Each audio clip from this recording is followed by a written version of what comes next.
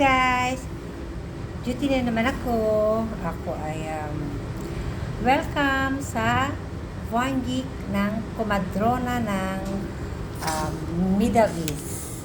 Kwentuhan lang tayo guys. Kamusta na kayo? And good morning, good evening sa man lupalop po ng daigdig. Ay magandang araw sa inyong lahat.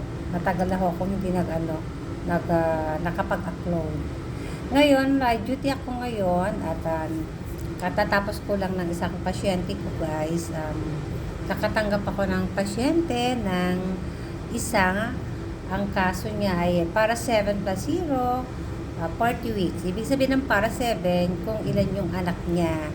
Ngayon, yung pinagbubuntis niya ay 8 na, pang 8 na. So, grabe na 8 para 7+0. At siya ay previous CS po. Dumating siya sa akin ng 5 cm. So, nanganak po siya ng normal kahit po siya ay previous CS. Dito po sa gitnang silangan guys, yung mga previous CS po, kung unang nanganak ng CS or huli o pangalawa, pangatlo, ay binibigyan po ng chance ang mga pasyente na manganak ng normal. Yun na ho ay rights po nila yon kung gusto nilang manganak ng normal, kung gusto nilang manganak po ng CS. Dito ho ay binibigyan po sila ng chance ng manganak. At salamat naman at nanganak siya ng normal. Marami ho dito guys na nanganganak ko ng normal ho.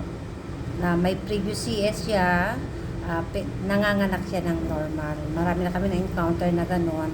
At syempre, hindi kami nagpapanak ang manggagamot kasi yung mga pinaanak namin mga low risk ho na katulad ng unang bata, pangalawang bata, pangatlong bata, pang-anim na bata, kami na ho, yung mga high risk, mga priming, previous CS at may mga iba pang mga problema, ang mga doktor na ho ang nagpapaanak niyan.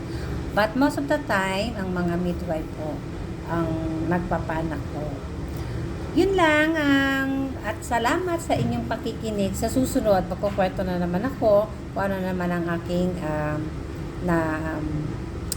natanggap na pasyente. Para at least may idea rin po kayo kung ano yung mga buhay at paano yung setup ng hospital dito sa Saudi Arabia.